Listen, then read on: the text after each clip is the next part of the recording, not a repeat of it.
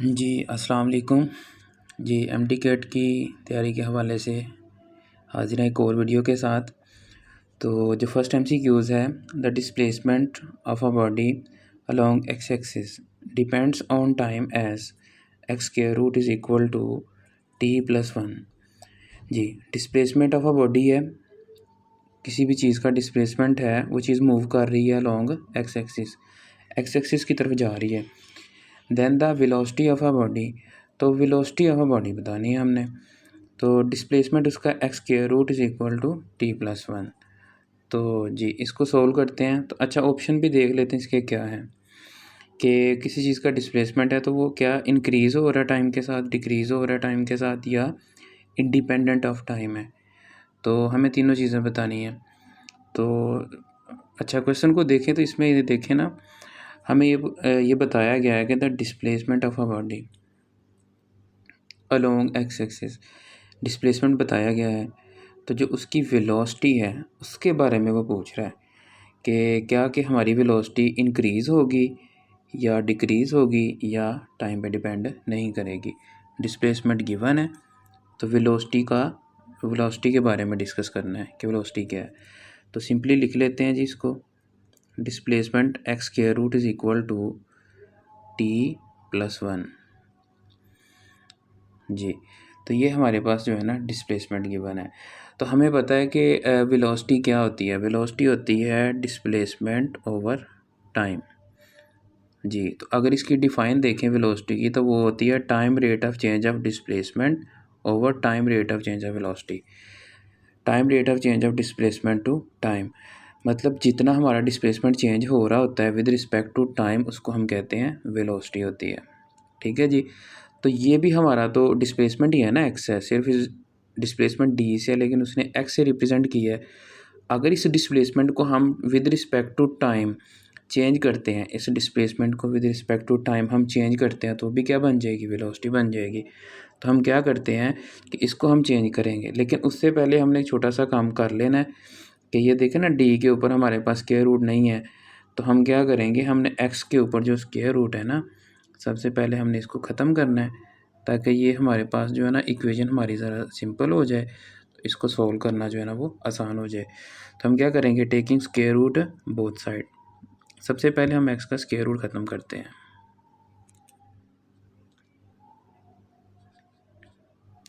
तो क्या होगा, टेकिंग स्क्वायर बोथ साइड, दोनों साइडों पे हम इसका स्क्वायर ले लेंगे। तो ये बच्चों क्या आ जाएगा, x is equal to t+1 का स्क्वायर है राइट साइड पे, इसका स्क्वायर ले लें। तो x is equal to t²+1+2t।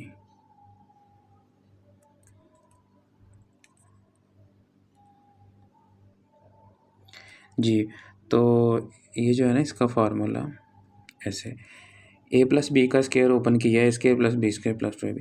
इसको फर्दर सॉल्व करते हैं। मैंने ये बताया कि अगर डिस्प्लेसमेंट को टाइम के लिहाज से चेंज करें, तो ये डिस्प्लेसमेंट है एक्स। अब इसको टाइम के लिहाज से कैसे चेंज करें कि ये वेलोसिटी बन जाए। तो हमने क्या करना है, इस डिस्प्लेसमेंट का लेना है डेरिवेट, dx। डी का मतलब होता है short change, very small change. तो किस लिहाज से लेना है, नीचे क्या होता है, डिस्प्लेसमेंट के नीचे होता है टाइम, तो डी टी आ जाएगा, dx ओवर dt। ये बन गया बच्चों वेलोसिटी। एक्स डिस्प्लेसमेंट है, और इसको जब हमने डी का मतलब डेरिवेट का मतलब है, ये जो मैथ वाले बच्चे हैं ना उनके लिए तो ये बिल्कुल बहुत ही सिंपल कॉन्सेप्ट है, लेकिन मैं बायो वाले बच्चों के लिए ये कर रहा हूँ, जिन्होंने बायो के साथ जो कर रहे हैं, तो उनके लिए ये जो है ना ज़रूरी है कि वो इसको समझें कि एक्स जो है ना, क्योंकि इस तरह का भी एमसीक्यूज़ पेपर में पूछा जा सकता है।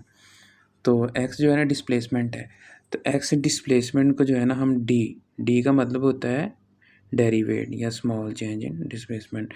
तो टाइम के लिहाज से इसको हम चेंज करेंगे, तो ये जो है ना इसको चेंज करेंगे, तो इसी तरह हमने राइट साइड पे भी इसका जो है ना डेरिवेट लेना होता है। डी का मतलब स्मॉल चेंज, नीचे भी डी का मतलब स्मॉल चेंज है विद रिस्पेक्ट टू टाइम। तो चेंज ही तो हो रहा है displacement with respect to time, तभी तो वेलोसिटी बनती है। तो इसी तरह जैसे हम लेफ़्ट साइड पे अप्लाई करते हैं, इसी तरह हम इसको राइट साइड पे अप्लाई करते हैं। इसको बोरिंग नहीं आपने समझना, इसको जो है ना आपने कॉन्सेप्ट को अंडरस्टैंड करना है, ताकि नेक्स्ट जो है ना आपको बाकी क्वेश्चन में इसकी प्रॉब्लम ना हो। जी, तो जी सबसे पहले हम अपनी लेफ़्ट साइड को देखते हैं। तो ये देखें ना, लेफ़्ट साइड में ये जो है ना टोटल का ये जो डिस्प्लेसमेंट है, डिस्प्लेसमेंट एक्स चेंज हो रहा है टाइम के लिए, इसको हम कहते हैं वेलोसिटी। ये हमारे पास वेलोसिटी आ जाएगी ना, वी इक्वल टू, तो अब ज़रा राइट साइड पे देखें, राइट साइड में क्या है, डी बाई डी टू। इनको अब डेरिवेट लें, तो डेरिवेट जब लेते हैं ना तो सबका इंडिपेंडेंटली डेरिवेट लिया जाता है, मतलब सारे फैक्टर्स का अलहदा से। तो टी स्क्वायर का सबसे पहले डेरिवेट लें आप, ठीक है। फिर आपने क्या करना है, फिर +1 का डेरिवेट लें, डेरिवेट ऑफ 1, तो then plus derivative of 2t, तो देन आपने 2t का डेरिवेट लेना है।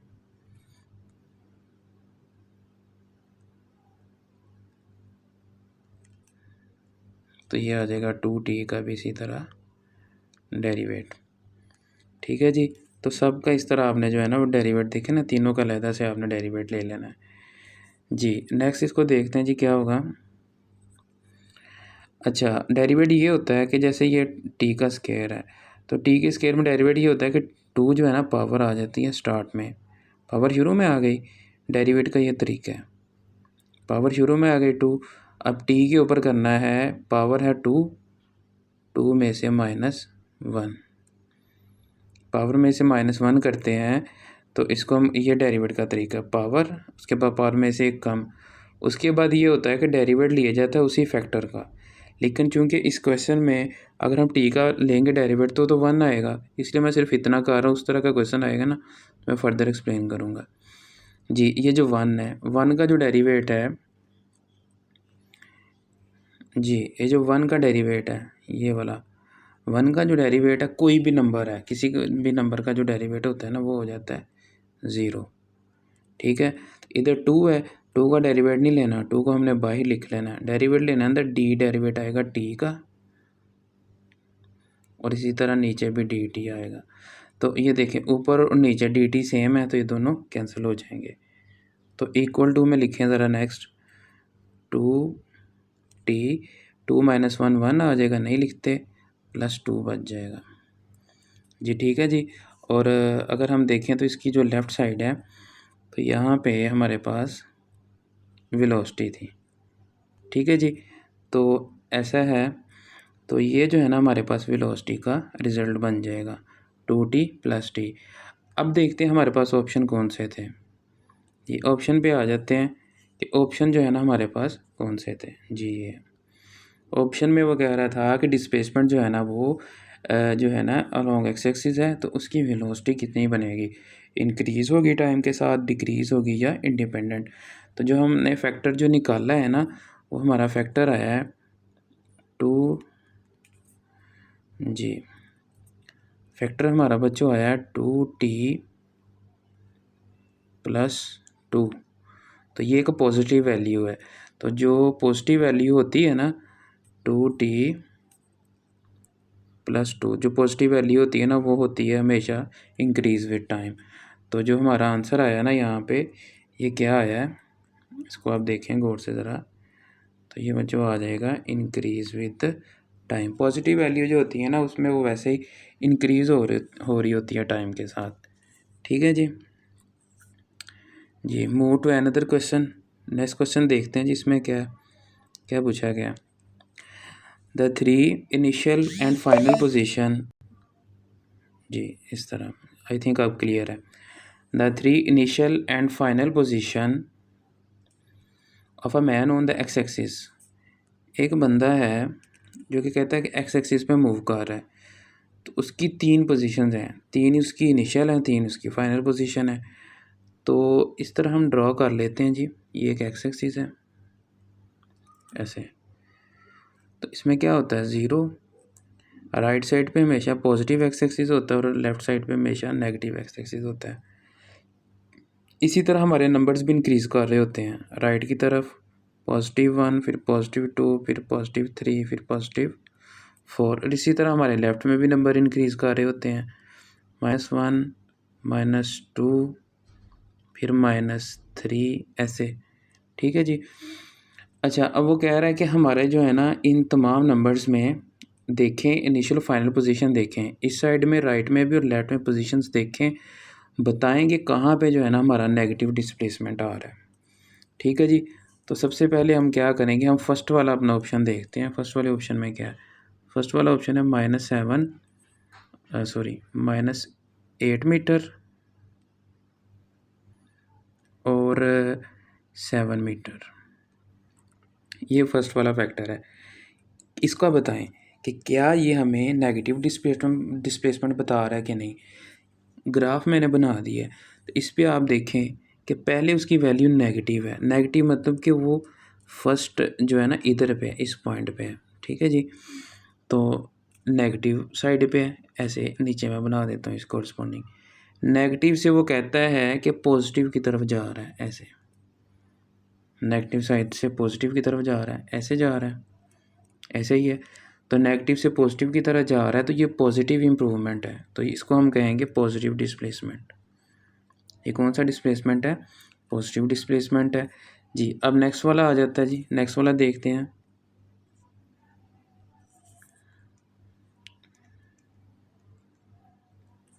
जी, वीडियो पॉज करके आप उसका सोल्यूशन देख सकते हैं, जो प्रीवियस वाले क्वेश्चन का मैंने रेज़ किया है। आप वीडियो पॉज करके ना उसका सोल्यूशन देख सकते हैं जी। तो जी बच्चों, नेक्स्ट जो है ना,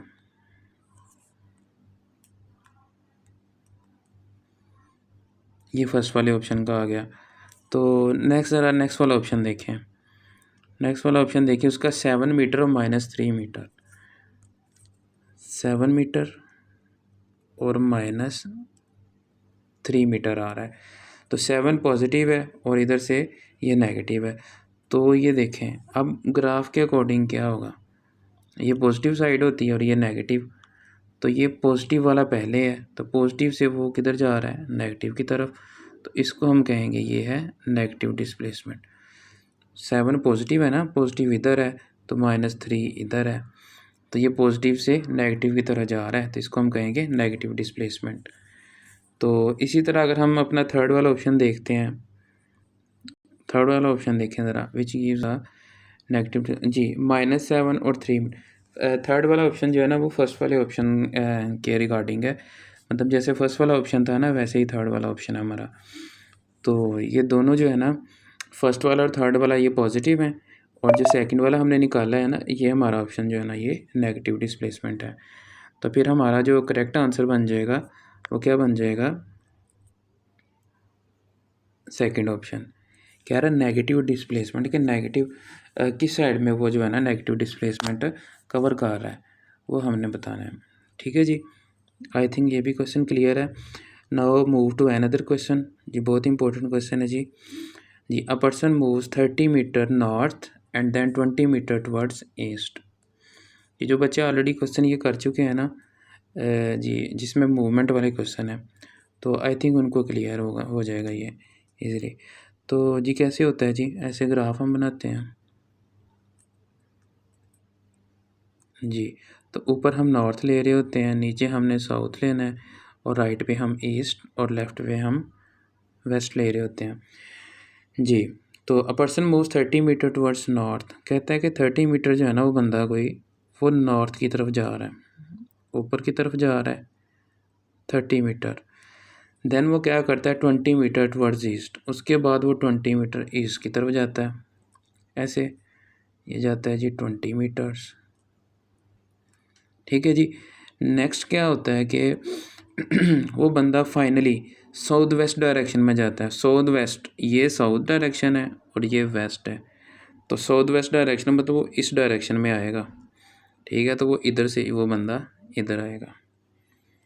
3 मूवमेंट हैं, फर्स्ट वो नॉर्थ में गया, ठीक है, उसके बाद वो ईस्ट में गया, देन वो साउथ वेस्ट डायरेक्शन में जा रहा है जी। तो इसमें हमने देखना है कि the displacement of the person from the origin, origin के लिहाज से उसका जो डिस्प्लेसमेंट होगा वो कितना होगा। तो ये बड़ी सिंपल चीज़ है, इसको एक्सप्लेन करते हैं। अभी इधर राइट साइड में भी इसका ग्राफ बना लेते हैं जी। वो बंदा जी ऐसे ऐसे जा रहा है, तो 30 मीटर वो बंदा ऐसे गया है नॉर्थ की तरफ, ये हमने लिख लिया 30 मीटर। फिर कह रहा है कि वो बंदा क्या कर रहा है जी, 20 मीटर टुवर्ड्स ईस्ट जा रहा है। इधर ईस्ट है और इधर हमारा वेस्ट चल रहा है।